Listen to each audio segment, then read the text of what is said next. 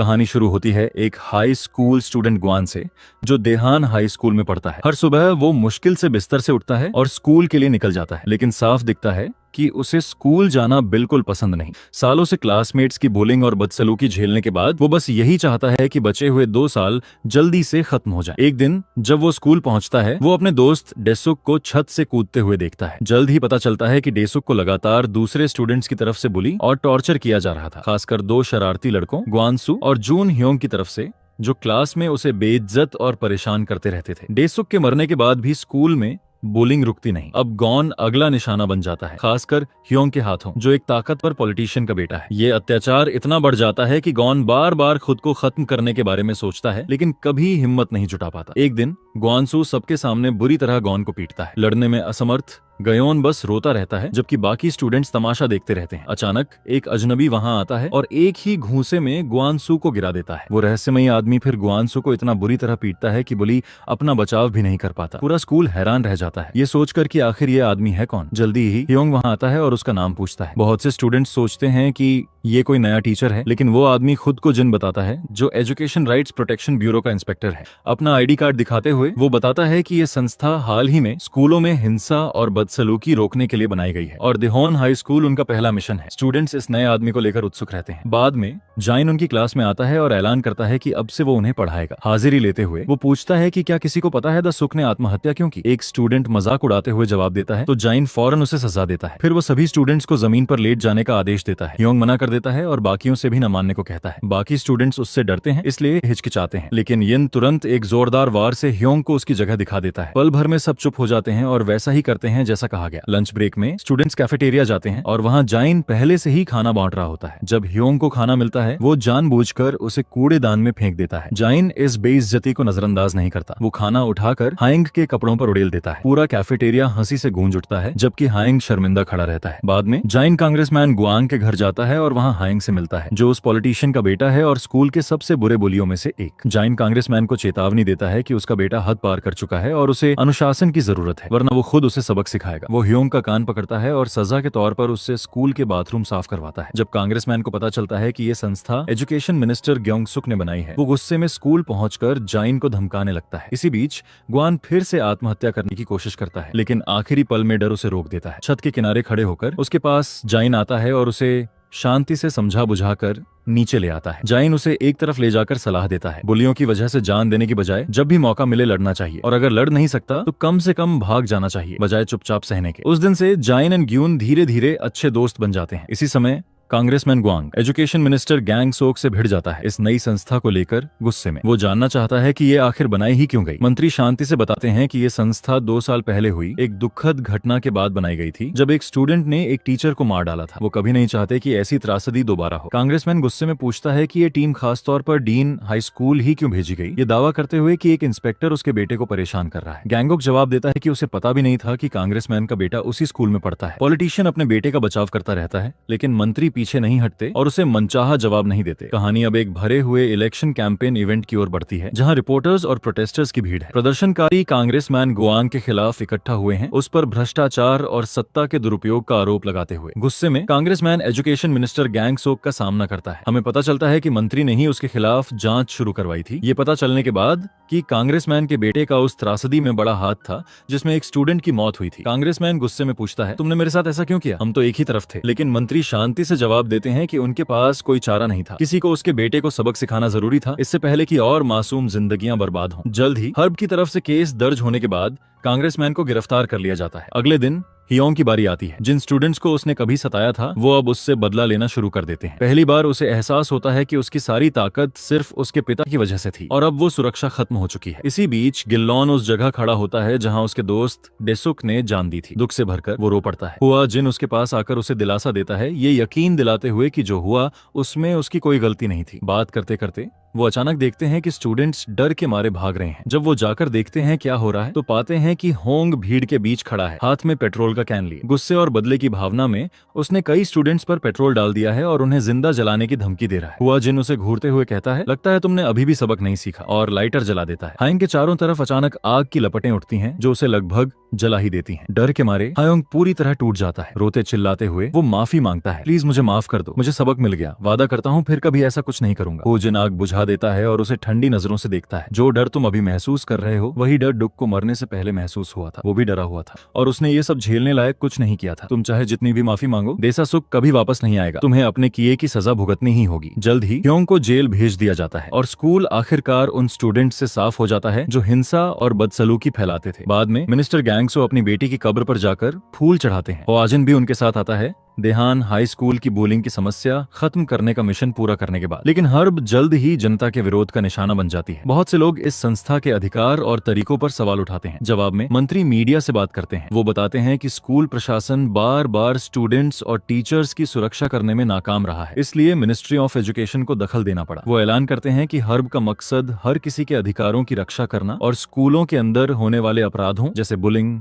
यौन शोषण, gang activity, शराब का दुरुपयोग और हिंसा को खत्म करना है। कहानी अब एक नई जगह पहुंचती है, ग्विन टेक्निकल हाई स्कूल। एक नया स्टूडेंट बोंग गंडे इस स्कूल में ट्रांसफर होकर आता है और उसे पता चलता है कि पूरा स्कूल गैंग्स के कब्जे में है। स्टूडेंट्स को लगातार बुली किया जाता है, पैसों के लिए ब्लैकमेल किया जाता है और अपराधों में धकेला जाता है। जब बोंग अपनी क्लास में जाता है वो हैरान रह जाता है। लगभग हर स्टूडेंट के शरीर पर गैंग टैटू हैं। वो खुलेआम ड्रग्स लेते हैं और स्कूल के अंदर हथियार तक रखते हैं। उनकी हिंसा सिर्फ दूसरे स्टूडेंट्स तक सीमित नहीं है, वो अपने टीचर्स को भी धमकाते और परेशान करते हैं। जल्द ही अफरा तफरी मच जाती है। स्टूडेंट्स हथियार निकालकर एक दूसरे पर हमला करने लगते हैं। चाकू, लोहे के पाइप और यहाँ तक कि भारी गाड़ी के औजार भी हथियार बन जाते हैं। जब दोनों गुट स्कूल के अंदर आपस में भिड़ जाते हैं, जो हो रहा है वो समझने की कोशिश करते हुए बोंग की मुलाकात एक स्टूडेंट किम ह्योंग से होती है। वो बताता है कि ये लड़ाई ऑटोमोटिव डिपार्टमेंट और इलेक्ट्रिकल इंजीनियरिंग डिपार्टमेंट के स्टूडेंट्स के बीच है। दोनों गुट एक ताकतवर गैंग लीडर ग्वान हायोक की नजरों में आने की होड़ में है। जीतने वाला गुट उसके गैंग में शामिल होने का हक पाएगा। इसी वक्त हर्ब पहले ही इस पूरी स्थिति पर नजर रख रहा है। वो एक बड़ा ऑपरेशन तैयार कर रहे हैं ताकि इन गैंग्स को खत्म किया जा सके और स्कूल को वापस पढ़ाई की असली जगह बनाया जा सके, न कि जंग का मैदान। कहीं और एक बुली एक नए ट्रांसफर स्टूडेंट और क्लास के सबसे मेहनती और वफादार स्टूडेंट को आपस में लड़ने पर मजबूर करता है। मौत तक लड़ो, वो बेरहमी से कहता है, और जो हारेगा, हारने के बाद मैं जीतने वाले को भी पीटूंगा। लड़ाई खत्म होने के बाद बुली अपना वादा निभाता है और कमजोर स्टूडेंट को पीटने लगता है। जल्द ही साफ हो जाता है कि यही लड़का स्कूल का सबसे पसंदीदा शिकार है। वो गरीब है, शांत है और पूरी तरह अपनी पढ़ाई को समर्पित है। इतना अत्याचार सहने के बावजूद उसका सपना है पढ़ाई करके अपनी जिंदगी बदलना। बोंग जल्द ही उसका दोस्त बन जाता है और उसकी मुश्किल हालात के बारे में जानने लगता है। उससे बेहतर समझने के लिए वो उसके घर भी जाता है और देखता है कि वो रोजाना कैसी मुश्किलों का सामना करता है। अगली सुबह हुआजिन ग्वेन टेक्निकल हाई स्कूल पहुंचता है। वो किम ह्योंग से पूछता है कि वो स्कूल आना क्यों नहीं छोड़ता, जबकि उसे लगभग हर दिन पीटा जाता है। किम जवाब देने में हिचकिचाता है, लेकिन हुआजिन बताता है कि हर्ब पहले ही उसका केस जांचना शुरू कर चुका है। उनका अगला मिशन आधिकारिक रूप से शुरू हो चुका है। फिर पता चलता है कि बोंग, जो एक नए ट्रांसफर स्टूडेंट होने का नाटक कर रहा था, असल में हर्ब का एक अंडरकवर मेंबर है और इस स्कूल के गैंग्स को खत्म करने के ऑपरेशन का हिस्सा है। एक दिन बोंग जानबूझकर कई गैंग मेंबर्स को उकसाता है और उन्हें सीधे हुआजिन तक ले जाता है। गैंग मेंबर्स फौरन उसे डराने और यहाँ तक कि हमला करने की कोशिश करते हैं। हुआजिन शांति से खुद को हर्ब इंस्पेक्टर बताता है और स्कूल में होने चाहिए ऐसे नियम और मानक समझाता है। लेकिन स्टूडेंट्स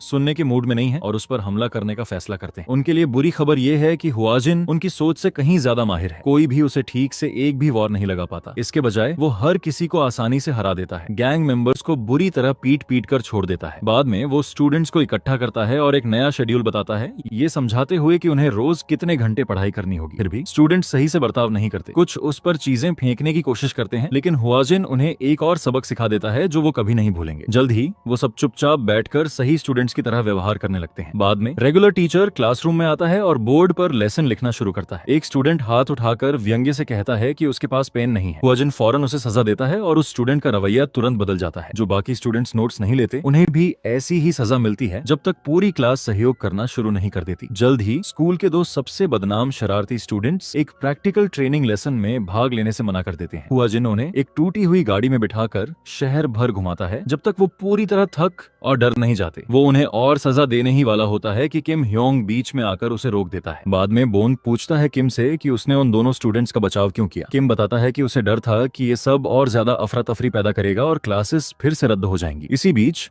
वो दोनों शरारती स्टूडेंट्स स्कूल से भागने का फैसला करते हैं। वो ताकतवर गैंगस्टर गुआन ह्योक से मिलना चाहते हैं, जिसने हाल ही में उनके गुट को चुना है। एक राइवल गुट को हराने के बाद बोंग उनकी योजना भांप लेता है और वो उसे मना लेते हैं कि वो उन्हें बाहर निकलने में मदद करे ताकि वो गैंग लीडर से मिल सके। सहयोग करने का नाटक करते हुए बोंग उनके साथ जाता है। बाद में तीनों वापस क्लास में आते हैं। दोनों शरारती स्टूडेंट्स फौरन हुआजिन को उकसाना शुरू कर देते हैं। उसी वक्त क्लासरूम का दरवाजा अचानक खुलता है और गुआन हाई खुद अंदर आता है। बिना किसी हिचकिचाहट के वो गैंगस्टर हुआ जिनको लड़ाई की चुनौती देता है। दोनों पूरी क्लास के सामने एक दूसरे पर वार करते हैं। एक छोटी सी लड़ाई के बाद हुआ जिन जमीन पर गिर जाता है। स्टूडेंट्स फौरन खुशी से चिल्लाने लगते हैं गुआन हाई का नाम लेकर। जीत के जोश में गुआन हियो गर्व से ऐलान करता है कि वो कभी हर्ब को अपने स्कूल पर कब्जा नहीं करने देगा। लेकिन तभी हुआ जिन धीरे से वापस उठ खड़ा होता है। पता चलता है कि वो सिर्फ हारने का नाटक कर रहा था। पल भर में वो जबरदस्त पलटवार करता है और गुआन हाई को जोरदार घूंसों से पूरी तरह हावी होकर मात दे देता है। फिर हमें पता चलता है कि गुआन हाई को पकड़ना ही हुज जिन का असली मकसद था। ये गैंगस्टर ही वो मास्टरमाइंड था जो स्टूडेंट्स को गैंग मेंबर बनाकर आपस में लड़ने और एक दूसरे को नुकसान पहुंचाने के लिए उकसाता था। उसे हराने के बाद हुजिन उसे जंजीरों में जकड़ता है और उसके अनुयायियों के सामने घसीटता है। गैंग मेंबर्स फौरन अपने लीडर को बचाने के लिए आगे बढ़ते हैं, लेकिन उनका हाल भी उससे बेहतर नहीं होता। हुजिन उन्हें एक एक करके हराकर उनकी लड़ने की हिम्मत पूरी तरह तोड़ देता है। स्टूडेंट्स हैरानी से ये सब देखते रह जाते हैं। उनमें से बहुत से सालों तक बुली और गैंगस्टर की तरह बर्ताव करते रहे थे, लेकिन अब वो डरे हुए हैं। एक एक करके वो वॉस जिन से माफी मांगने लगते हैं, लेकिन वॉस जाइन उन्हें से बताता है कि वो गलत इंसान से माफी मांग रहे हैं। अगर तुम्हें माफी चाहिए, वो कहता है, तो किम ह्योंग से मांगो। वो उसी शांत स्टूडेंट की तरफ इशारा करता है जिसे उन्होंने हर दिन बुली किया, पीटा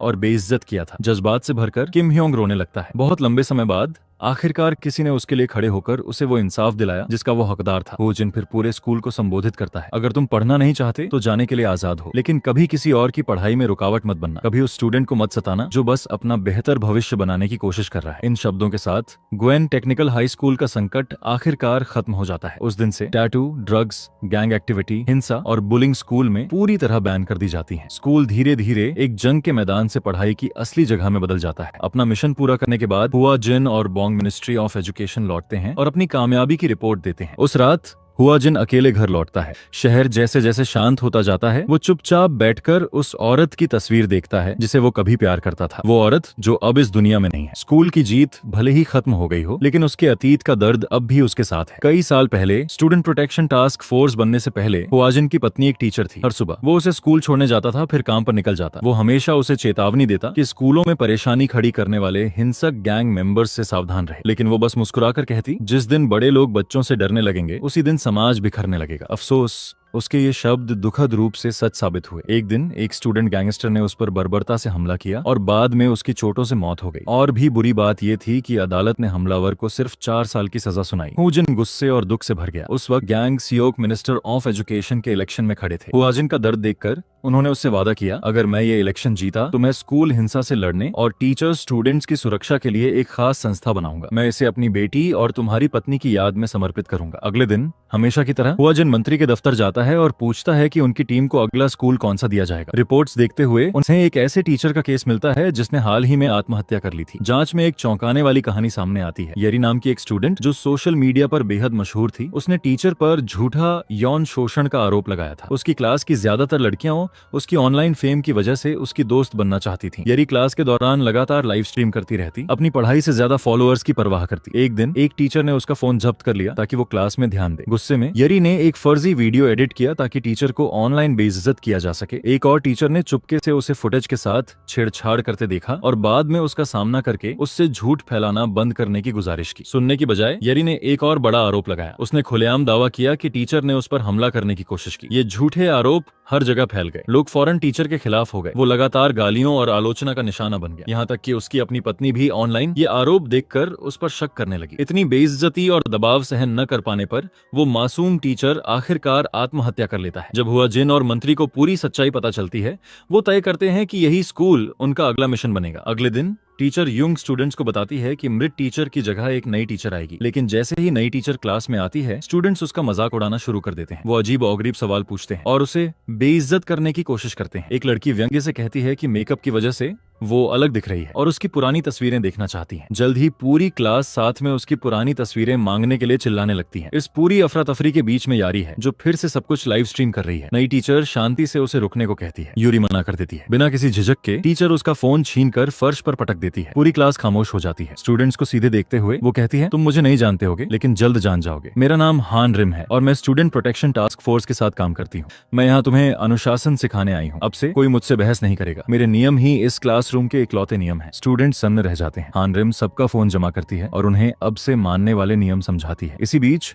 हुआ जिन स्कूल के टीचर्स से मिलता है और उनसे कहता है कि हर परेशान करने वाले स्टूडेंट के गंभीर मामलों की रिपोर्ट दें ताकि सही सजा दी जा सके। प्रिंसिपल स्कूल का बचाव करने की कोशिश करता है, ये कहते हुए कि स्टूडेंट्स अच्छे बर्ताव के हैं। हुआजिन फौरन उसे चुप करा देता है। जिस दिन बड़े लोग बच्चों से डरने लगेंगे उसी दिन समाज बिखरने लगेगा। प्रिंसिपल के पास कोई जवाब नहीं होता। हुआजिन फिर टीचर्स को हर शिकायत लिखने और परेशानी खड़ी करने वाले स्टूडेंट्स की पहचान करने को कहता है। बाहर हान रिम स्कूल के सबसे शरारती स्टूडेंट्स को अनुशासित करने में व्यस्त है। बाद में वो हुआ जिनको रिपोर्ट देती है जो उसकी काबिलियत और समर्पण की तारीफ करता है। अगली सुबह हान रिम क्लासरूम पहुंचकर देखती है कि वो गंदा है। वो फौरन सभी स्टूडेंट्स को उसे साफ करने का आदेश देती है और वो सब उसकी निगरानी में जल्दी से सफाई शुरू कर देते हैं। बाद में हान रिम हुआजिन को बताती है कि टीचर जंग बहुत तनाव में लग रही है। उसे डर है कि गुस्साए पेरेंट्स और जनता की आलोचना उसे तोड़ सकती है। हुआजिन उसे कहता है, चिंता न करे, मैं खुद उससे बात करूंगा। वो कहता है। इस बीच स्टूडेंट्स के सोशल मीडिया अकाउंट्स की जांच करो और वो जो कुछ भी ऑनलाइन पोस्ट कर रहे हैं वो जमा करो। उस शाम हुआजिन स्टूडेंट्स की ऑनलाइन एक्टिविटी जांचना शुरू करता है, जबकि हान रिम उनके गलत बर्ताव से जुड़ी तस्वीरें और सबूत इकट्ठा करती है। अगले दिन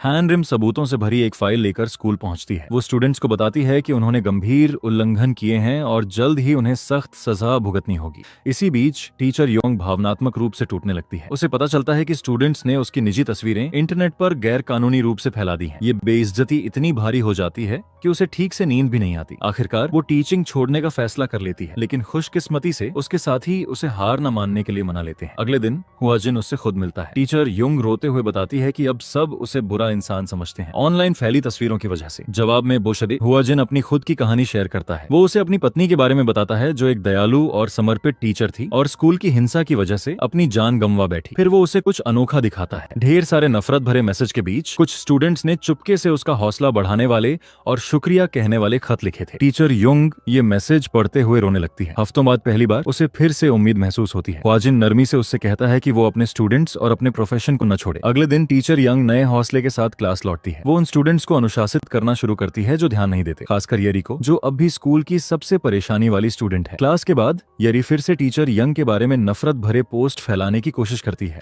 लेकिन कुछ अजीब होता है। उसका अकाउंट अचानक कंटेंट खोने लगता है। पोस्ट के बाद पोस्ट उसकी आंखों के सामने गायब होते जाते हैं। घबराई हुई वो सब कुछ डिलीट होते देखती है। इसके पीछे और कोई नहीं बल्कि हुआजिन की अगुवाई वाली और मिनिस्टर ऑफ एजुकेशन द्वारा समर्थित स्टूडेंट प्रोटेक्शन टास्क फोर्स होती है। गुस्से में येरी टीचर यंग की तरफ भागती है और उस पर हमला करने की कोशिश तक करती है। इससे पहले कि वो कुछ कर पाए, टास्क फोर्स के सदस्य बीच में आ जाते हैं। यूरी को फौरन काबू में लाया जाता है और उसके किए की सख्त सजा दी जाती है। एक बार फिर स्टूडेंट प्रोटेक्शन टास्क फोर्स व्यवस्था बहाल करने में कामयाब होती है। आखिर में मिनिस्टर ऑफ एजुकेशन एक प्रेस कॉन्फ्रेंस करते हैं और ऐलान करते हैं कि सून गर्ल्स स्कूल में चल रहे हिंसक महिला गैंग को खत्म कर दिया गया है। स्कूल आखिरकार एक सुरक्षित जगह बन जाता है जहां टीचर्स बिना डर के पढ़ा सकते हैं और स्टूडेंट्स बिना बुलिंग, हिंसा या सोशल मीडिया दुरुपयोग के डर के पढ़ सकते हैं। एक और मिशन पूरा हो जाता है और फिर एक बार हुआ जिनकी टीम साबित करती है कि उन्हें क्यों बनाया गया था, मासूमों की रक्षा करने और स्कूलों में इंसाफ बहाल करने के लिए। कहानी आगे बढ़ती है जब कुछ पॉलिटिशियन जो मिनिस्टर ऑफ एजुकेशन के खिलाफ हैं, एक प्रेस कॉन्फ्रेंस करते हैं। वो मंत्री पर बेईमानी का आरोप लगाते हैं, ये दावा करते हुए कि स्टूडेंट प्रोटेक्शन टास्क फोर्स असल में स्टूडेंट्स की रक्षा के लिए नहीं है। उनके मुताबिक मंत्री सिर्फ इस संस्था का इस्तेमाल अपनी बेटी के लिए बदला लेने के लिए कर रहे हैं, जिसे स्कूल गैंगस्टर्स ने मार डाला था। वो ये भी बताते हैं कि हुआजिन की मरहूम पत्नी भी स्कूल हिंसा की पीड़ितों में से एक थी। जब हान रिम ये सुनती है वो हैरान रह जाती है। पहली बार उसे शक होने लगता है कि इन आरोपों में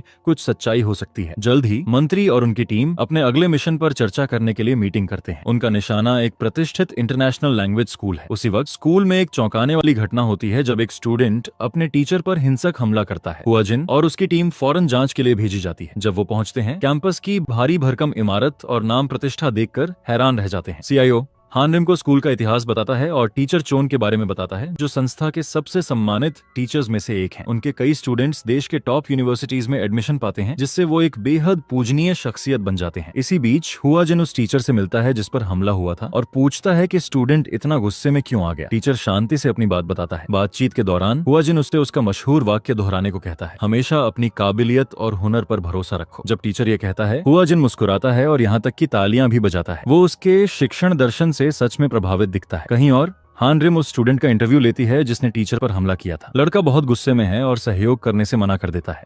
अगर मैं सच बताऊं भी तो भी तुम यकीन नहीं करोगी, वो कहता है। जो मर्जी करो, सजा दो या गिरफ्तार करो। हानरिम उसे शांत करने की कोशिश करती है, लेकिन वो खामोश रहता है। जैसे जैसे जांच आगे बढ़ती है, क्वाडजिन एक और स्टूडेंट का इंटरव्यू लेता है। वो टीचर चोन को एक शानदार शिक्षक बताती है जिसने स्कूल का नाम रोशन किया है। उसके मुताबिक वो अपने स्टूडेंट्स के लिए बेहद मेहनत करते हैं और उनकी कामयाबी पर खुशी मनाते हैं। इसी वक्त हानरिम सियो यांग से बात करती है, जो उसे बताती है कि स्टूडेंट हायन स्कूल के टॉप रैंकिंग स्टूडेंट्स में से एक है। सच जानने की ठान लेती है हानरिम और हान से दोबारा सवाल करती है। वो पूछती है कि स्कूल का सबसे अच्छा स्टूडेंट अचानक एक सम्मानित टीचर पर हमला क्यों करेगा। शुरू में वो जवाब देने से मना कर देता है। दबाव डालने के बाद ही वो आखिरकार सच बताता है। वो बताता है कि उसके परिवार का रेस्टोरेंट बंद हो गया। टीचर चायान द्वारा सार्वजनिक रूप से उस पर गैर कानूनी काम करने का आरोप लगाए जाने के बाद नतीजतन उसका परिवार आर्थिक तबाही में डूब गया। वो उसकी फीस भी मुश्किल से भर पा रहे थे। उसके पेरेंट्स ने बाद में एक प्राइवेट ट्यूटर रखा ताकि वो पढ़ाई जारी रख सके, लेकिन कथित तौर पर टीचर चाउन ने उस ट्यूटर पर भी दबाव डालकर उसे छोड़ने पर मजबूर कर दिया, जिससे हायन के पास कहीं और मुड़ने का रास्ता नहीं बचा। इसी बीच टीचर चाउन अपना खुद का इंटरव्यू हुआजिन को देता है। वो दावा करता है कि हान घमंडी था, अक्सर क्लास में खलल डालता था, बीच में क्लास छोड़कर चला जाता था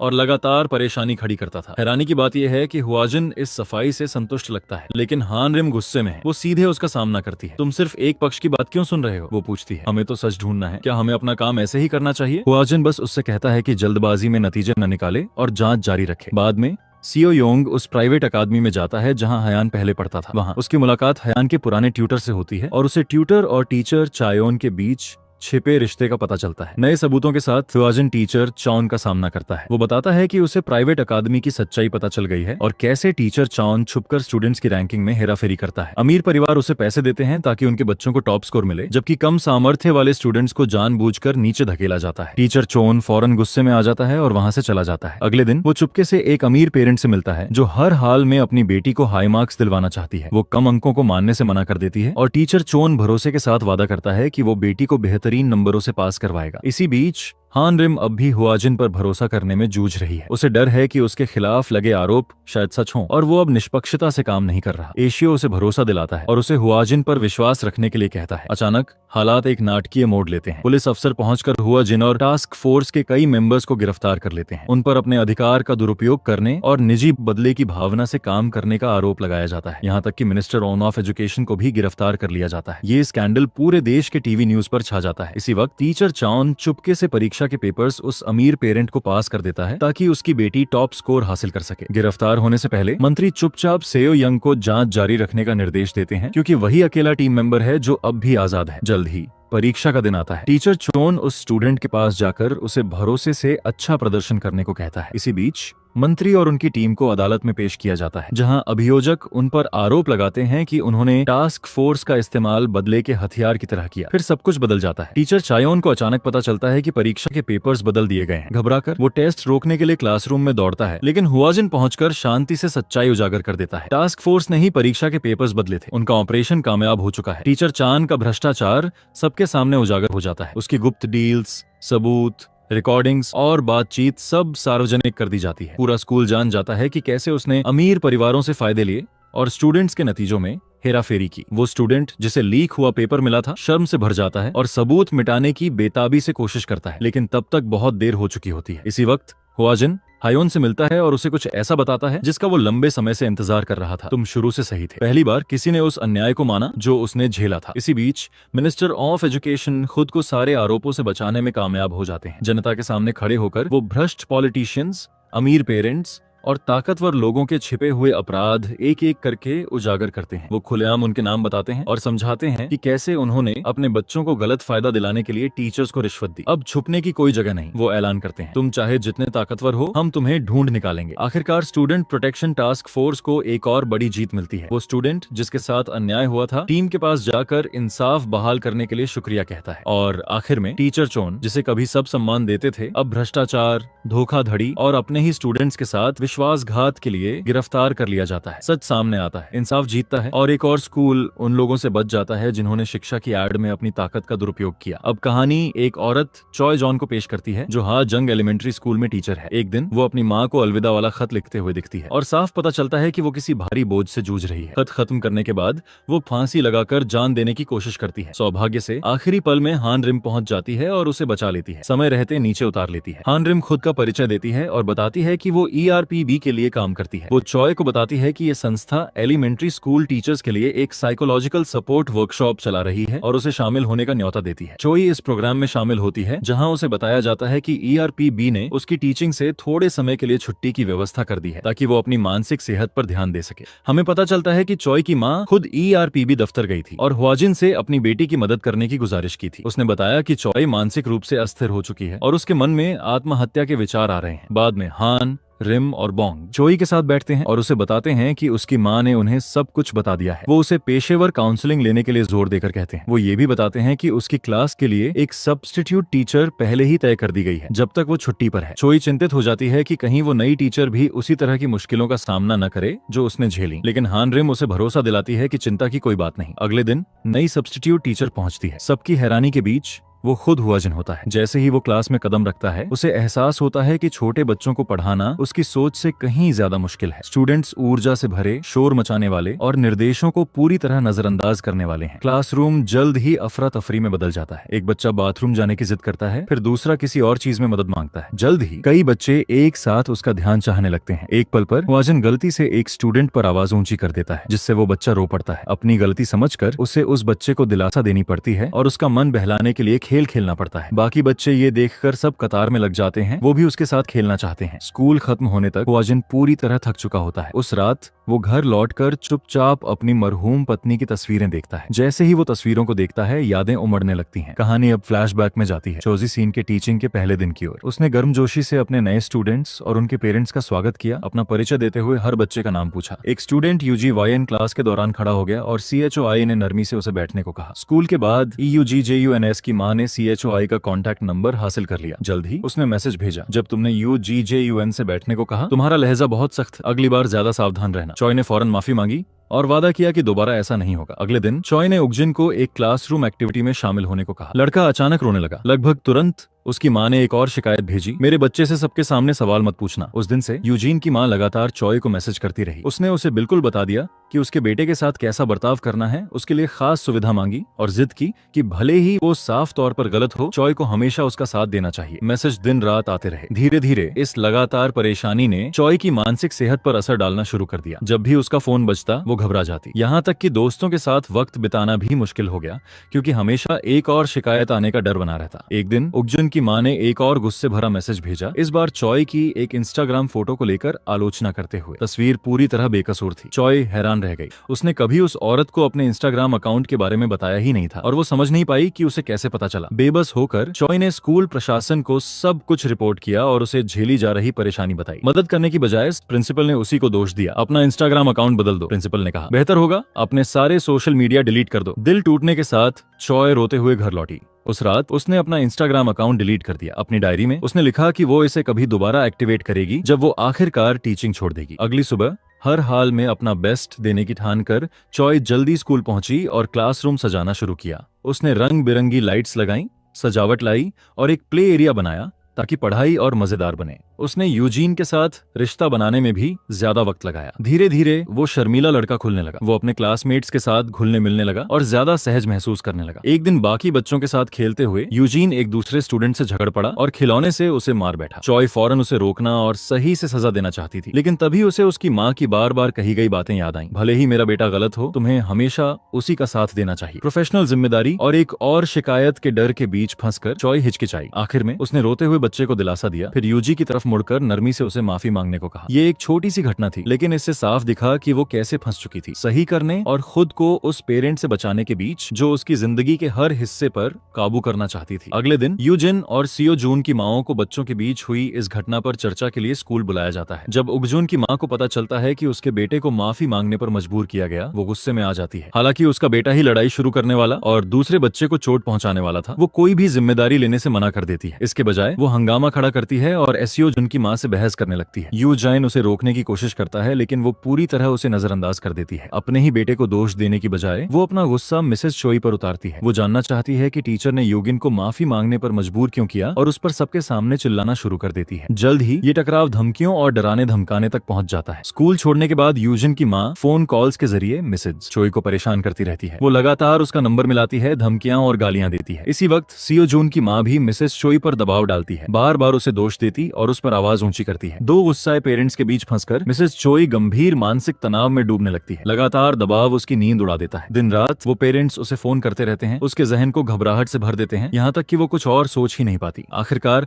हालात और भी बदतर हो जाते हैं। पेरेंट्स उसे धमकाने के लिए उसके घर तक पहुंचने लगते हैं। यूजीन की मां मिस चॉय को ये तक चेतावनी देती है कि अगर जरूरत पड़ी तो वो अपने पति को शामिल कर कानूनी शिकायत दर्ज करवाएगी। अगले दिन उगुंजुन के पिता स्कूल पहुंचते हैं। वो आक्रामक ढंग से अपने बेटे को क्लासरूम में घसीटते हैं, इतना कि बाकी बच्चे डरकर रोने लगते हैं। जल्द ही उगुंजुन की मां भी पहुंच जाती है। वो मिस चॉय को बताती है कि उसने पहले ही उसके खिलाफ शिकायत दर्ज करवा दी है और पुलिस में रिपोर्ट करने की योजना बना रही है, ये आरोप लगाते हुए कि उसने उसके बच्चे को मानसिक रूप से नुकसान पहुंचाया। जी, मिसेस चोई के खिलाफ आधिकारिक जांच शुरू हो जाती है। उसे पुलिस स्टेशन बुलाया जाता है और ये कहानी तेजी से सोशल मीडिया पर फैल जाती है। अफवाहें फैलने लगती हैं कि एक एलिमेंट्री स्कूल टीचर ने एक छोटे बच्चे को नुकसान पहुंचाया। जैसे जैसे विवाद बढ़ता है, बहुत सारे पेरेंट्स अपने बच्चों को उसकी क्लास से हटाने लगते हैं। अपनी इज्जत को टूटता देखना मिस चोई के दिल को तोड़ देता है। पूरी तरह अकेला और भरा हुआ महसूस करते हुए वो आखिरकार अपनी जान लेने के बारे में सोचने लगती है। इसी बीच ERPB टीम शुरू से ही उसका केस देख रही है। इंसाफ बहाल करने की ठान कर वो सबूत इकट्ठे करते रहते हैं और आरोपों के पीछे की सच्चाई जांचते रहते हैं। इसी वक्त हुआजिन मिस चोई की पुरानी क्लास को पढ़ाना जारी रखता है। जल्द ही यूजिन की मां को पता चलता है कि नए टीचर ने उसके बेटे को होमवर्क दिया है। वो फौरन स्कूल में आकर धमकी देती है कि हुआजिन उजिन को ज्यादा काम देना बंद करे, लेकिन हुआजिन उसे सबक सिखाने का फैसला करता है। जैसे उसने मिस चोई को लगातार कॉल से परेशान किया था, वैसे ही हुआजिन भी उसे बार बार कॉल करना शुरू कर देता है। वो पूरे दिन उसे फोन करके ढेर सारे सवाल पूछता है कि उसे उसके बेटे के साथ कैसा बर्ताव करना चाहिए, यहाँ तक कि रात में भी कॉल करता है, उसे चैन नहीं लेने देता। जल्द ही यूजीन की मां भी वही झुंझलाहट और तनाव झेलने लगती है जो कभी उसने मिसेस चोई को दी थी। बर्दाश्त न कर पाने पर वो स्कूल में जाकर गुस्से से मांग करती है कि हुआजिन कॉल्स कम करे, क्योंकि उसका पति इस पूरे मामले से बहुत गुस्से में है। लेकिन हुआजिन अभी रुका नहीं है। एक दिन वो उजिन के पिता के दफ्तर जाता है। सबके सामने वो उस आदमी के पैर पकड़कर नाटकीय ढंग से माफी मांगता है, रोते और गिड़गिड़ाते हुए, नौकरी न जाने की भीख मांगता हुआ। ये नजारा वहाँ मौजूद हर किसी को चौंका देता है। जब उगुंजुन के पिता घर लौटते हैं, वो अपनी पत्नी पर गुस्सा उतारते हैं। दंपति अपने बेटे के सामने जोर जोर से बहस करने लगते हैं, जिससे परिवार में और तनाव पैदा होता है। अगली सुबह उगुंजुन की मां फिर से स्कूल दफ्तर पहुंचती है, हुआजिन के खिलाफ एक और शिकायत दर्ज कराने। इस बार स्टाफ उसकी शिकायत सुनने से मना कर देता है। वो बस उसे बताते हैं कि अगर उसे कोई शिकायत है तो सीधे ERPB से संपर्क करे। गुस्से में वो वहाँ से चली जाती है। फिर वो क्लासरूम में जाकर अपने बेटे को साथ लेकर निकल जाती है। उसी पल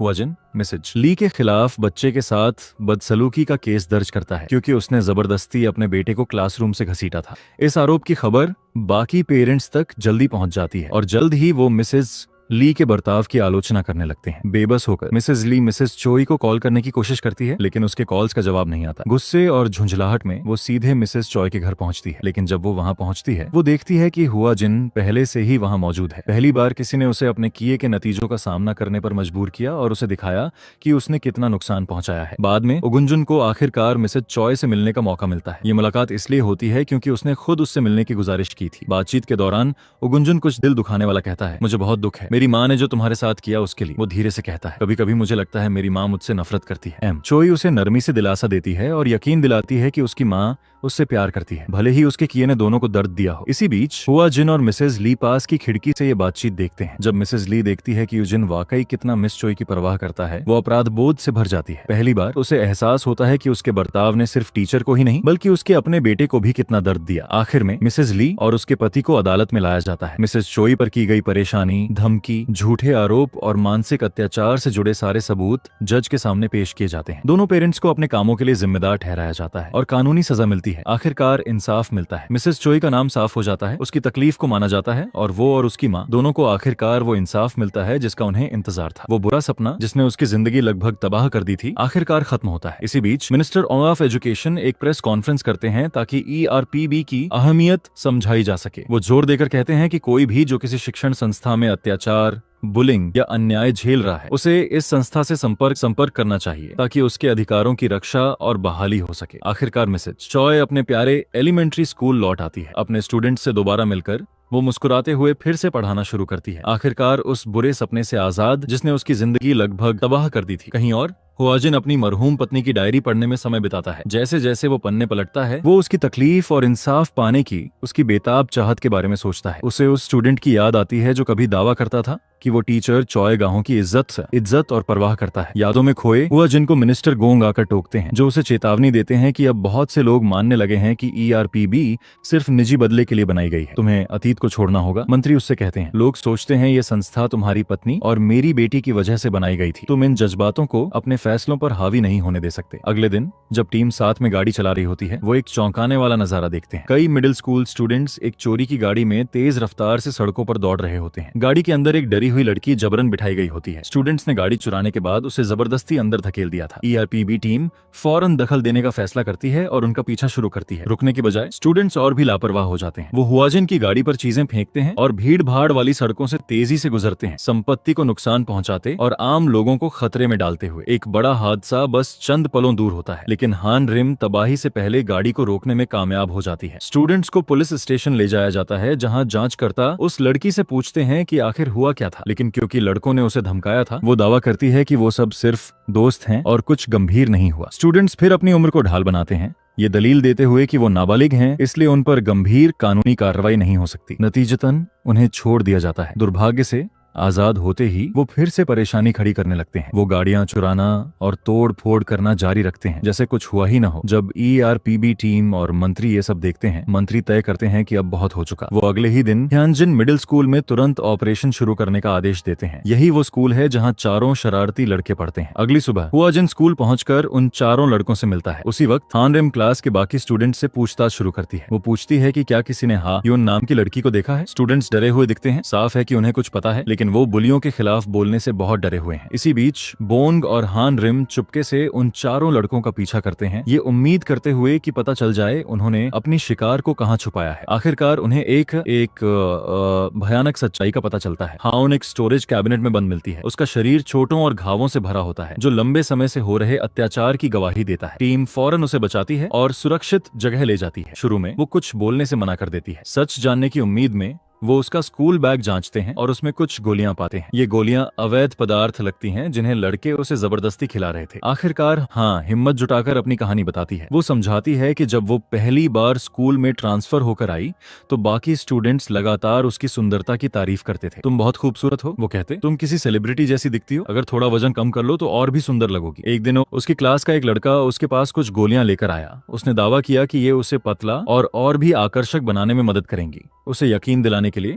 उसने एक गोली पानी में घोली और उसे पीने के लिए कहा। उस दिन से झोंग नाम का एक स्टूडेंट नियमित रूप से हायुन को गोलियां पहुंचाने लगा। वो उससे बढ़ती हुई रकम वसूलता, उसकी असुरक्षाओं का फायदा उठाते हुए। आखिरकार हाउन इसे और अफोर्ड नहीं कर पाई। जब उसने बिना पैसे दिए और गोलियां मांगी, झोंग ने एक तरकीब सुझाई। उसने उसे कहा कि वो ये गोलियां स्कूल की दूसरी लड़कियों को बेचे और नए ग्राहक भी लाती रहे। बेबस और असहाय वो मान गई। कुछ समय के लिए उसने बाकी स्टूडेंट्स को गोलियां बांटी, लेकिन आखिरकार उसे एहसास हुआ कि हालात कितने खतरनाक हो गए हैं। जब उसने उन्हें बताया कि वो अब रुकना चाहती है, लड़के उसके खिलाफ हो गए। इसके बाद बुलिंग, धमकियों और शारीरिक हिंसा का सिलसिला शुरू हुआ। ये अत्याचार इतना बढ़ गया कि हाउन ने आखिरकार पुलिस में सब कुछ रिपोर्ट करने का फैसला कर लिया, लेकिन उसकी उम्मीदें टूट गईं, क्योंकि इसमें शामिल स्टूडेंट्स नाबालिग थे। अधिकारी कोई कड़ी सजा नहीं दे पाए। लड़कों को बस छोड़ दिया गया और वो अपनी सामान्य जिंदगी में वापस लौट गए। हायुन के लिए ऐसा लगा जैसे किसी को उसके साथ जो हुआ उसकी परवाह ही नहीं थी। जिम्मेदार लोग आजाद घूमते रहे जबकि वो अकेली उस सारे सदमे को अपने अंदर लिए बैठी रही। स्कूल लौटने के बाद चारों लड़के हाउन से बदला लेना शुरू कर देते हैं। उसकी रिपोर्ट करने की वजह से वो उसे पीटते हैं, सजा देते हैं और आखिरकार उसे फिर से स्टोरेज कैबिनेट में बंद कर देते हैं। हाउन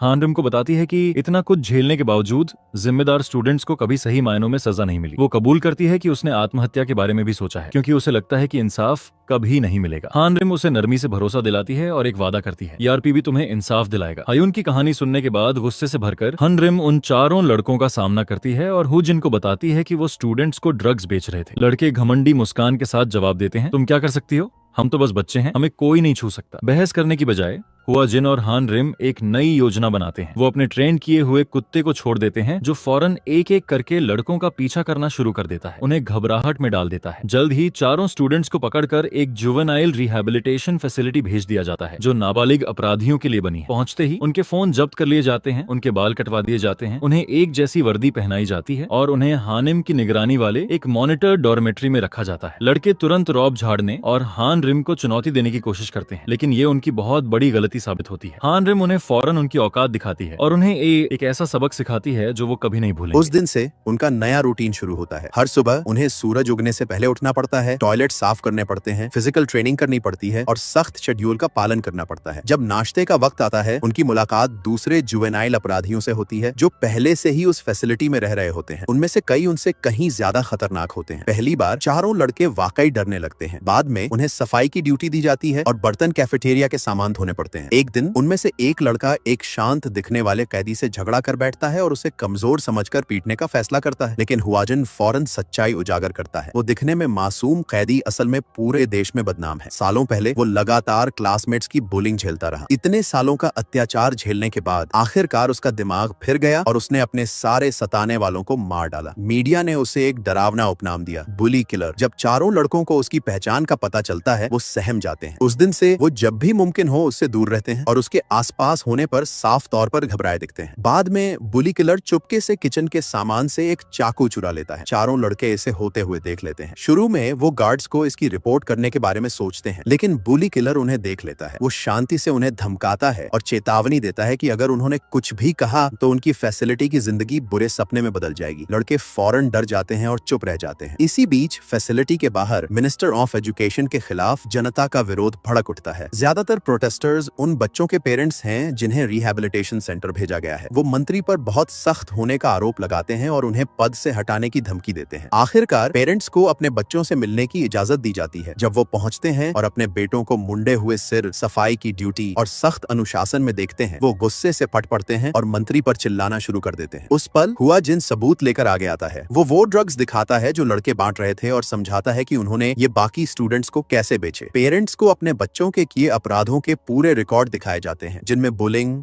ड्रग डिस्ट्रीब्यूशन, हिंसा और धमकियां शामिल हैं। मिनिस्टर ऑफ एजुकेशन शांति से उनसे कहते हैं, हम तुम्हारे बच्चों को यातना नहीं दे रहे, हम उन्हें उनकी गलतियों का एहसास करा रहे हैं और जवाबदेही सिखा रहे हैं। पहली बार लड़के रोने लगते हैं। वो माफी मांगते हैं और बदलने का वादा करते हैं, लेकिन मंत्री उन्हें रोक देते हैं। हमसे माफी मत मांगो, वो कहते हैं, उस लड़की से मांगो जिसकी जिंदगी तुमने बर्बाद की है। फिर हाँ यूनियन को उनके सामने लाया जाता है। लड़के फौरन माफी मांगते हैं और रहम की भीख मांगते हैं, लेकिन हाँ यून उनकी आंखों में देखकर कुछ ऐसा कहती है जिससे सब खामोश हो जाते हैं। मैं तुम्हें कभी माफ नहीं करूंगी, तुमने मेरी जिंदगी को बुरा सपना बना दिया। मंत्री तब पेरेंट्स को बताते हैं कि उनके बच्चों की फौरन रिहाई की मांग खारिज कर दी गई है। लड़के रिहैबिलिटेशन कस्टडी में ही रहेंगे और अपनी सजा पूरी करेंगे। हायून को आखिरकार वो इंसाफ मिल जाता है जो उसे इतने समय से नहीं मिला था। चारों लड़कों को वापस फैसिलिटी भेजा जाता है और बताया जाता है कि वो बालिग होने तक निगरानी में रहेंगे। बाद में पता चलता है कि वो बदनाम बुली किलर असल में शुरू से हुआ जिनके साथ मिलकर काम कर रहा था। पूरी योजना ये थी कि लड़कों को डराया जाए और उन्हें वही डर, बेबसी और तकलीफ महसूस कराई जाए जो उन्होंने हाउन और बाकी पीड़ितों को दी थी। हुआजिन चाहता था कि वो अपने कामों के नतीजे समझें और उस दर्द की सच्चाई का सामना करें जो उन्होंने पैदा की। लेकिन जल्द ही हालात एक अनपेक्षित मोड़ लेते हैं। एक दिन फैसिलिटी में एक और कैदी चुपके से चाकू हासिल कर लेता है और अचानक चारों लड़कों में से एक पर हमला कर देता है, जो जवाबदेही का सबक बनते बनते जानलेवा हालात में बदल जाता है। रिहैबिलिटेशन सेंटर अफरा तफरी में डूब जाता है। इसी बीच मिनिस्टर ऑफ एजुकेशन और उनकी team drug abuse and students में जुए की बढ़ती समस्याओं पर चर्चा के लिए मीटिंग करती है। इसी दौरान एक आदमी अचानक रोते हुए दफ्तर में दौड़ता है, बेताबी से मदद मांगता हुआ। टीम उसकी बात सुनती है। जब वो अपनी परेशानी बताता है, वो बताता है कि उसका बेटा जुए का आदी हो चुका है। एक दिन उसे एक फोन कॉल आया, उसके बेटे पर चढ़े जुए के कर्ज की वसूली की मांग करते हुए। जब परिवार ने लड़के का सामना किया, उसने कबूल किया कि वो 8,70,000 हार चुका था। उसके पेरेंट्स सन्न रह गए। अपनी निराशा के बावजूद उन्होंने कर्ज चुका दिया और उससे वादा लिया कि वो फिर कभी जुआ नहीं खेलेगा। दुर्भाग्य से वो वादा टिका नहीं। लड़का लड़का फिर जुए में लौट गया, जिससे और भी आर्थिक परेशानियां खड़ी हुई। उसके पिता आखिरकार कर्जा में डूब गए और अपनी बहुत सारी जमा पूंजी घाटा चुकाने में लगानी पड़ी। उसे ये भी पता चला कि उसका बेटा ड्रग्स भी लेने लगा है। जब भी उसने अधिकारियों से मदद मांगी, उसे ऐसा लगा जैसे कोई भी दखल देने को तैयार नहीं। कहानी सुनने के बाद मंत्री उससे कहते हैं, तुम एक बहादुर पिता हो, हम मदद करेंगे। अगले दिन गियमडे नाम का एक नया स्टूडेंट स्कूल में ट्रांसफर होकर आता है। पहुंचते ही उसे पता चलता है कि बहुत से स्टूडेंट्स एक ऑनलाइन गैम्बलिंग गेम के दीवाने हैं। एक स्टूडेंट बड़ी रकम जीतकर सबके लिए खाना खरीदता है, जश्न मनाते हुए। साथ खाते हुए वो जीएम को ये गेम खेलना सिखाते हैं और उसे बताते हैं कि पैसे कमाने का ये आसान तरीका है। जल्द ही झुंगई को इसमें दिलचस्पी हो जाती है। वो जोश से अपने दोस्तों को इस गेम और उस स्टूडेंट के बारे में बताता है जिसने उससे मिलवाया। जल्द ही वो पूरी रातें ऑनलाइन जुआ खेलने में बिताने लगता है। शुरू में उसे यकीन होता है कि वो जीत सकता है, लेकिन उसके बजाय वो बार बार हारता जाता है। अगली सुबह वो उदास और थका हुआ स्कूल आता है। उसका एक दोस्त सीनबिन उसे हार न मानने के लिए हौसला देता है और यहाँ तक कि उसे पैसे उधार लेने में भी मदद करता है ताकि वो जुआ जारी रख सके। कर्ज पक्का करने के लिए झुंगई को अपनी माँ का कांटेक्ट देना पड़ता है। बाद में जब गुमदाई अपने दोस्तों के साथ काम पर होता है, कर्ज देने वाला रकम वसूलने के लिए फोन करता है। हानरेम उसकी माँ बनकर फोन उठा लेती है। कॉलर 6 लाख की मांग करता है। हानरेम जवाब देती है कि वो इतनी बड़ी रकम नहीं दे सकती। उसी पल ERPB टीम समझ जाती है कि हालात कितने गंभीर हो चुके हैं। वो कुछ समय के लिए कर्ज चुका देने का फैसला करते हैं, जबकि उनका असली फोकस इस जुए के गिरोह को पकड़ने पर होता है। अगले दिन झुंगदाई हमेशा की तरह स्कूल जाता है। हानिम दूर से चुपचाप उस पर नजर रखती है, लेकिन भूख की वजह से खाना ऑर्डर करने में उलझने से वो थोड़ी देर के लिए उसकी नजर खो देती है। ये पल बहुत भारी पड़ता है। गैंग मेंबर्स का एक झुंड GMD का अपहरण कर लेते हैं, उसका फोन सड़क पर फेंक देते हैं और उसे लेकर भाग जाते हैं। उसी वक्त गैंग लड़कियों को दुकानों से पैसे चुराने के लिए मजबूर कर रहा होता है। अपनी आपराधिक गतिविधियों के तहत हानरेम उसे बचाने में नाकाम होने पर बुरी तरह टूट जाती है और खुद को दोषी मानती है। इसी बीच गैंग गमडे को बंदी बनाए रखता है और उसे कंप्यूटर पर काम करने को मजबूर करता है। उसकी काबिलियत की वजह से वो उनके लिए फायदेमंद साबित होता है और उन्हें खाना देकर उसका इस्तेमाल करते रहते हैं। वापस स्कूल में हानरेम उस स्टूडेंट को पकड़ती है जिसने शुरुआत में गमडे को जुए से मिलवाया था। दबाव में वो गैंग के अड्डे का पता बता देता है। ERPB फौरन एक रेस्क्यू ऑपरेशन शुरू करती है। हुआ जिन और उसकी टीम उस जगह पर धावा बोलती है और गैंग मेंबर्स से भारी लड़ाई होती है। उम्मीद के मुताबिक हुआ जिन उन्हें एक एक करके हरा देता है। रास्ते में आने वाले हर किसी को हराकर वो गैंग लीडर को पकड़ लेता है और उसे बेरहमी से सजा देता है। टीम आखिरकार GM को बचा लेती है और एक और पीड़ित जे यून को अस्पताल ले जाती है। अगले दिन जे यून के पिता मिनिस्टर ऑफ एजुकेशन से मिलकर उनका शुक्रिया अदा करते हैं, लेकिन मंत्री उल्टा उनकी तारीफ करते हैं। तुम भी एक अच्छे और बहादुर पिता हो, वो कहते हैं। तुम दूसरे पेरेंट्स के लिए एक मिसाल हो। वो उस आदमी को अपने बेटे को सहारा देते रहने के लिए हौसला देते हैं। इसी बीच हानरेम गुमदय के लिए एक नया फोन खरीदती है, अपहरण के दौरान टूटे फोन की जगह पर। कहीं और जब मंत्री एक रेस्टोरेंट में बैठे होते हैं, उनके पास एक विरोधी पार्टी का पॉलिटिशियन आता है जो दूसरी पार्टी से चुनाव लड़ रहा होता है। वो पॉलिटिशियन मंत्री पर आरोप लगाता है कि वो सिर्फ अपनी बेटी की मौत का निजी बदला लेने के लिए स्टूडेंट्स के खिलाफ ये मुहिम जारी रखे हुए हैं। मंत्री फौरन जवाब में उस पॉलिटिशियन पर भ्रष्टाचार का आरोप लगाते हैं। बहस बढ़ती जाती है। आखिरकार वो विरोधी पॉलिटिशियन गुस्से में वहां से चला जाता है। अपने दफ्तर लौटकर उस पॉलिटिशियन को एक रहस्यमयी स्रोत से मंत्री और ERPB टीम के बारे में जानकारी मिलती है। उसी वक्त पहले के जुवेनाइल कैदियों में से एक को उससे मिलवाया जाता है। इसी बीच देश भर में एक नया विवाद फैलता है। एक स्कूल सुरक्षा संस्था स्टूडेंट्स के लिए अनिवार्य यूरिन टेस्टिंग का प्रस्ताव रखती है। सार्वजनिक तौर पर इन टेस्ट्स को किडनी बीमारी और डायबिटीज जैसी सेहत समस्याओं की निगरानी का जरिया बताया जाता है, लेकिन अफवाहें फैलती हैं कि असली मकसद स्टूडेंट्स में ड्रग यूज पकड़ना है। बहुत से स्कूल इस आइडिया का विरोध करते हैं। एक दूसरे स्कूल में स्टूडेंट्स अपनी फाइनल परीक्षाएं दे रहे होते हैं। हियन जिन नाम का एक स्टूडेंट बहुत ज्यादा घबरा जाता है। दबाव उस पर हावी हो जाता है और वो बेहोश हो जाता है। उसकी माँ उसके पास दौड़ती है और दवा देकर उसे परीक्षा जारी रखने पर मजबूर करती है। जल्द ही बाद में हुआ जिन और ERPB स्कूल पहुंचकर यूरिन टेस्टिंग प्रोग्राम शुरू करते हैं। बहुत से पेरेंट्स जोरदार विरोध करते हैं। हुआजिन शांति से समझाता है कि ये टेस्ट जरूरी हैं, ये पता लगाने के लिए कि क्या स्टूडेंट्स खतरनाक पदार्थ ले रहे हैं। पेरेंट्स विरोध जारी रखते हैं। आखिरकार हुआजिन एक चेतावनी देता है, अगर तुमने अपने बच्चों के सैंपल कल हमारे हॉस्पिटल में नहीं भिजवाए तो इसके नतीजे भुगतने होंगे। इसी वक्त वो विरोधी पॉलिटिशियन उस पुराने स्टूडेंट से इंटरव्यू लेता है जिसे पहले हुआजिन की टीम ने अनुशासित किया था। अगले दिन ह्योन जिन की माँ को पता चलता है कि उसका बेटा उस मेडिकल कॉलेज में एडमिशन नहीं ले पाया जिसका सपना उसने सालों से देखा था। वो टूट जाती है और रोने लगती है। सालों से मैंने तुम्हारी पढ़ाई के लिए सब कुछ त्याग दिया, वो कहती है। तुमने मेरा दिल तोड़ दिया। ह्योन जिन भी रोने लगता है, कुछ कह नहीं पाता। नतीजा मानने की बजाय उसकी माँ उसे और भी ज्यादा पढ़ाई पर दबाव डालती है। लगातार जोर देकर उसे प्रतिष्ठित SNU मेडिकल स्कूल में भर्ती कराने की कोशिश करती है। बाद में वो एक और माँ से मिलती है जो SNU में एडमिशन दिलवाने में मशहूर है। बेताब होकर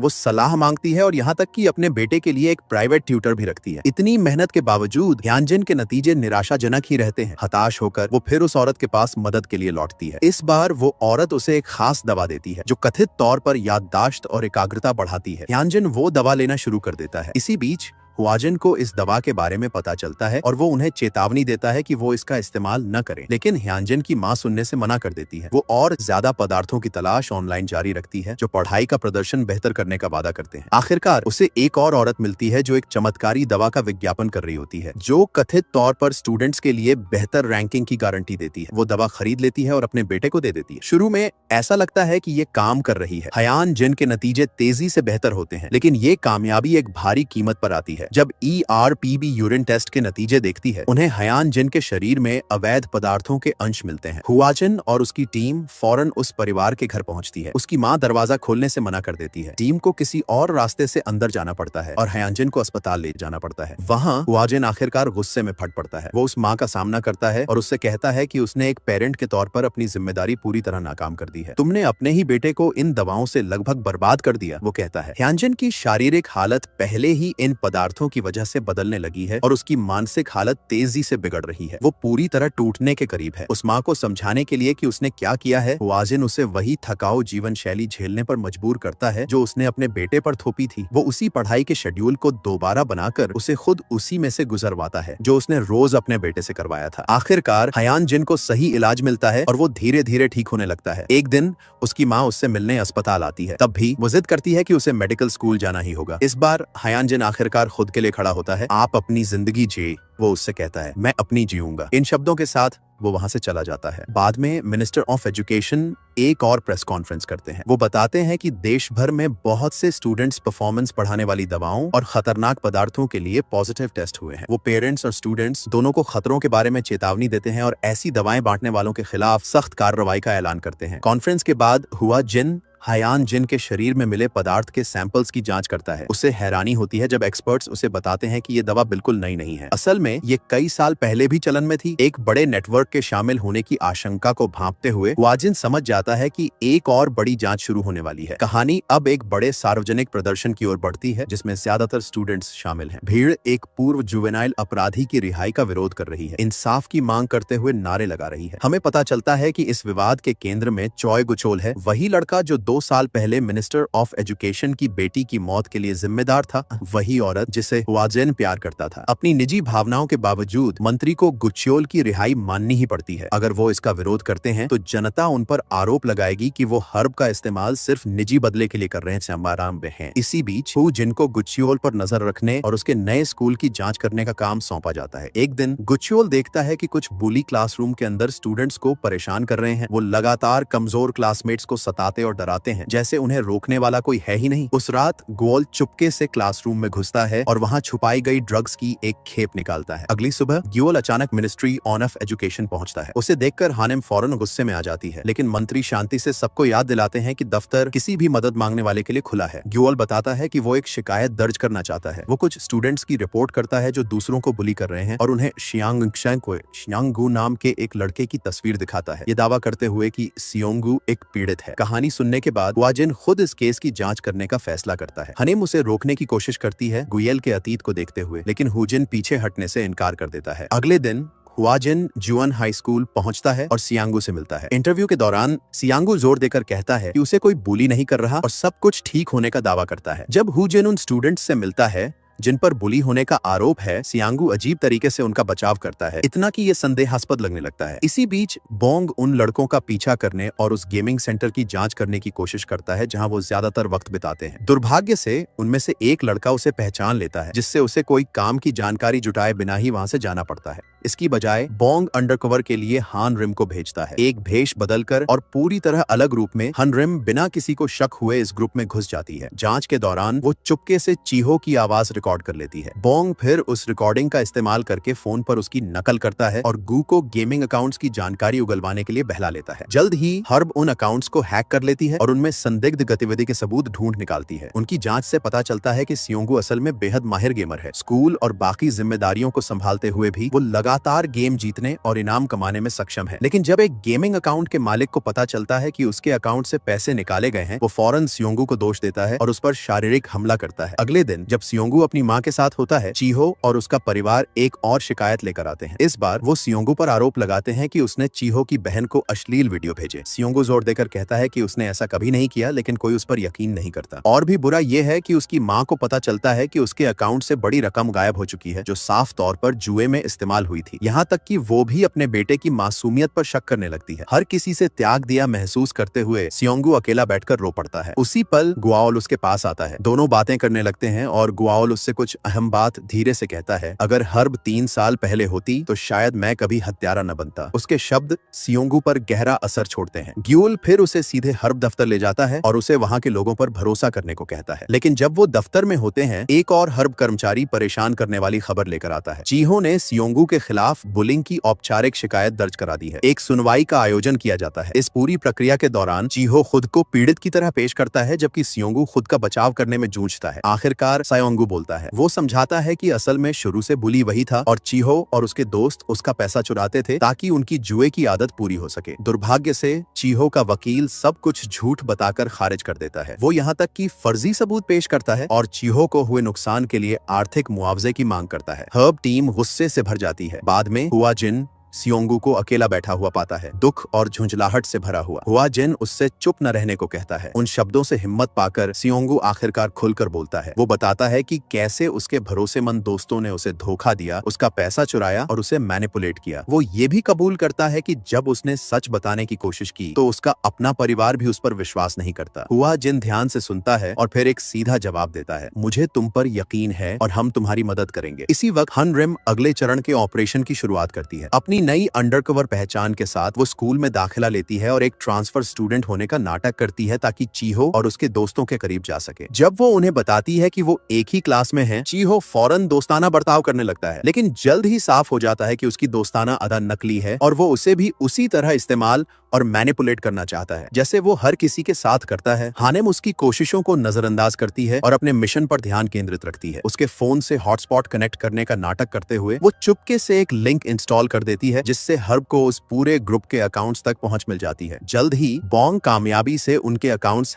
हैक कर लेता है और वित्तीय रिकॉर्ड्स और चुराए गए पैसों समेत ढेर सारे सबूत ढूंढ निकालता है। जब चीहो को पता चलता है कि इस नई लड़की ने ही उसका फोन एक्सेस किया है, वो गुस्से में क्लासरूम में घुसता है, उस पर हमला करने की नियत से। लेकिन इससे पहले कि वो कुछ कर पाए, हान रिम आसानी से उसे हरा देती है। वो उसे इतनी बुरी तरह पीटती है कि वो लड़ने लायक भी नहीं बचता। फिर वो मदद के लिए चिल्लाना शुरू कर देती है। स्टूडेंट्स और टीचर्स क्लासरूम में दौड़ते हुए आते हैं, जहां हान रिम एक ऐसी पीड़िता होने का नाटक करती है जिस पर अभी अभी हमला हुआ हो। फौरन एक नया केस खोला जाता है। जाल को और मजबूत करने के लिए हान रिम ये दिखावा करती है कि वो एक जख्मी स्टूडेंट है जिसे अभी अभी अस्पताल से डिस्चार्ज किया गया है और चीहो पर उस पर हमला करने का आरोप लगाया जाता है। बेबस होकर चीहो जोर देकर कहता है कि वो झूठ बोल रही है और दावा करता है कि असल में पीड़ित वही है। झूंझलाहट में वो उस पर फिर से हमला करने की कोशिश करता है। तभी सच सामने आ जाता है। उसे बताया जाता है कि हानेम एक हर्ब जांच करता है और ये पूरा ऑपरेशन सोंगू के साथ हुए वाकये की सच्चाई उजागर करने के लिए किया गया था। पास में सोंगू और उसकी माँ ये सब होते हुए देखते हैं। दोनों भावुक हो जाते हैं जब आखिरकार उनके सामने इंसाफ मिलता दिखता है। हुआ जिन फिर चीहो को सोंगू के सामने घुटनों पर लाकर माफी मांगने को मजबूर करता है। वो उस वकील का भी सामना करता है जिसने जानबूझकर चीहो को झूठे सबूत बनाने और पूरी स्थिति का पैसों के लिए फायदा उठाने में मदद की। पहली बार सोंगू की बेगुनाही सार्वजनिक रूप से मानी जाती है। खुशी से भरकर सोंगू और उसकी माँ पूरी हर्ब टीम का शुक्रिया अदा करते हैं जिन्होंने उन पर तब भरोसा किया जब कोई और नहीं करता था। आखिर में ग्यूचुअल खुद वाजजिन का शुक्रिया अदा करता है। अतीत में जो कुछ भी हुआ उसके बावजूद वजिन ने उसकी बात सुनकर सियांगू के केस की निष्पक्षता से जांच करने का फैसला किया। गुस्याल के लिए ये इस बात का सबूत है कि हर्ब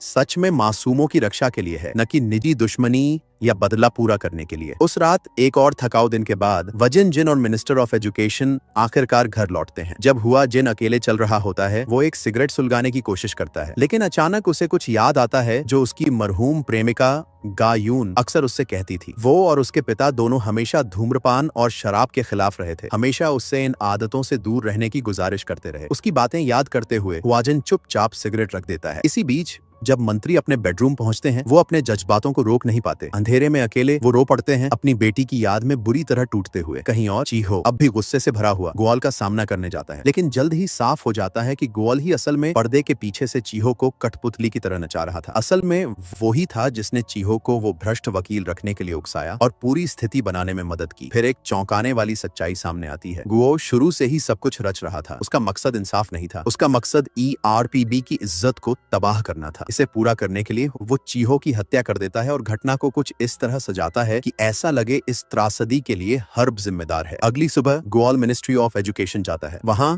वो चीहो की एक रिकॉर्डिंग बजाता है जो चीहो ने अपनी मौत से ठीक पहले बनाई थी। उस रिकॉर्डिंग में चीहो कहता है, मेरी पूरी जिंदगी ERPB की वजह से बर्बाद हो गई। मंत्री गुस्से से भर जाते हैं। उन्हें आखिरकार एहसास होता है कि गुएल वाकई कभी बदला नहीं था। पछतावे का नाटक करने के बावजूद वो पहले से भी ज्यादा खतरनाक बन चुका था। उसने न सिर्फ मासूम लोगों को मैनिपुलेट किया, बल्कि मंत्री और ERPB दोनों की इज्जत को भी कीचड़ में घसीट दिया। जल्द ही देश का हर न्यूज चैनल चीहो की मौत पर बात करने लगता है। रिकॉर्डिंग को सार्वजनिक तौर पर प्रसारित किया जाता है और हर तरफ से आरोप लगने लगते हैं। जनता का ERPB पर भरोसा टूटने लगता है। गुस्से में हुआजिन स्कूल पहुंचकर सीधे गुचियल का सामना करता है। बिना किसी हिचकिचाहट के वो उसे घूंसा मार देता है। जब उससे उसके मकसद के बारे में पूछा जाता है, गुएल बेझिझक सच कबूल कर लेता है। हाँ, वो कहता है, मैं चाहता था ERPB खत्म हो जाए। हुआजिन पूछता है कि क्या इसके पीछे ड्रग्स हैं? गिल जवाब देता है कि यह संस्था उससे कहीं ज्यादा बड़ी मुसीबतों का सामना कर रही है जितना किसी को अंदाजा है। जैसे जैसे बातचीत आगे बढ़ती है, ग्यूचियोल गायून के बारे में बात करने लगता है, हुआजिन की मरहूम प्रेमिका। फ्लैशबैक में उनके अतीत की कहानी सामने आती है। गाउन ने कभी ग्यूयलोल की मदद करने और उसकी रक्षा करने की कोशिश की थी जब वो एक परेशान स्टूडेंट था। वो अक्सर उसे गैंग्स से बचाती और उसे एक बेहतर रास्ते पर लाने की कोशिश करती, लेकिन उसकी कोशिशों के बावजूद गुएल चुपके से अवैध गोलियां बेचता रहा और आपराधिक गतिविधियों में उलझता रहा। एक दिन गायून ने उसकी ड्रग्स ढूंढ ली और उन्हें छुपा दिया। शुक्रगुजार होने की बजाय गुओल ने उसकी हत्या कर दी। ये खुलासा हुआजिन को